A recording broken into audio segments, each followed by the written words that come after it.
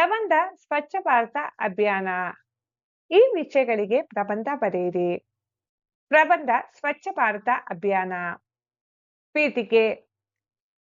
ಮಹಾತ್ಮ ಗಾಂಧೀಜಿಯವರ ಸ್ವಚ್ಛ ಭಾರತ ಕನಸನ್ನು ನನಸಾಗಿಸುವ ದೃಷ್ಟಿಯಿಂದ ಅಕ್ಟೋಬರ್ 2, 2014ರಂದು ಪ್ರಧಾನಮಂತ್ರಿ ನರೇಂದ್ರ ಮೋದಿಯವರು ಸ್ವಚ್ಛ ಭಾರತ ಅಭಿಯಾನವನ್ನು ಪ್ರಾರಂಭಿಸಿದರು.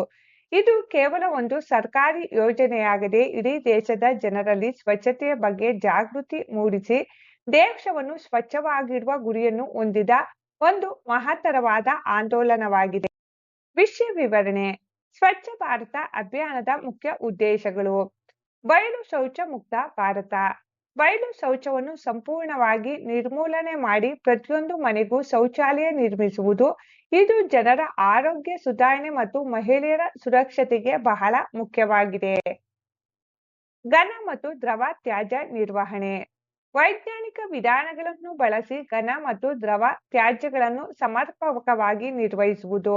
ತ್ಯಾಜ್ಯ ಸಂಗ್ರಹಣೆ, ವಿಲೇವಾರಿ, ಮರುಬಳಕೆ ಮತ್ತು ಸಂರಕ್ಷಣೆಗೆ ಒತ್ತು ನೀಡುವುದು. ಸಾರ್ವಜನಿಕರಲ್ಲಿ ಮಾನಸಿಕ ಬದಲಾವಣೆ. ಸ್ವಚ್ಛತೆಯು ಕೇವಲ ಸರ್ಕಾರದ ಜವಾಬ್ದಾರಿಯಲ್ಲ, ಬದಲಿಗೆ ಪ್ರತಿಯೊಬ್ಬ ನಾಗರಿಕನ ಕರ್ತವ್ಯ ಎಂಬ ಅರಿವನ್ನು ಮೂಡಿಸುವುದು.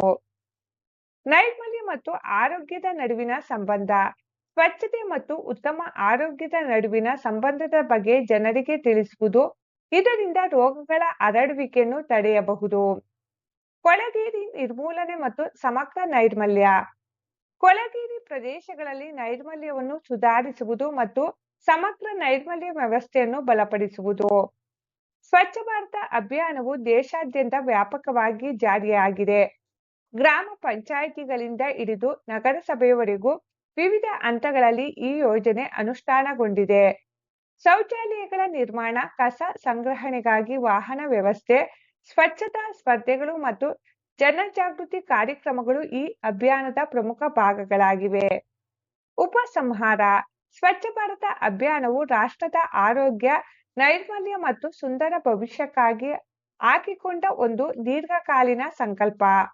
ಪ್ರತಿಯೊಬ್ಬ ಪ್ರಜೆಯು ಈ ಅಭಿಯಾನದಲ್ಲಿ ಸಕ್ರಿಯವಾಗಿ ಪಾಲ್ಗೊಂಡು ತಮ್ಮ ಪರಿಸರವನ್ನು ಶುಚಿಯಾಗಿಟ್ಟುಕೊಳ್ಳುವ ಮೂಲಕ ಸ್ವಚ್ಛ ಮತ್ತು ಸುಂದರ ಭಾರತದ ನಿರ್ಮಾಣದಲ್ಲಿ ಕೊಡುಗೆ ನೀಡಿದಾಗ ಮಾತ್ರ ಗಾಂಧೀಜಿಯವರ ಸ್ವಚ್ಛ ಭಾರತದ ಕನಸು ಸಂಪೂರ್ಣವಾಗಿ ನನಸಾಗಲು ಸಾಧ್ಯ.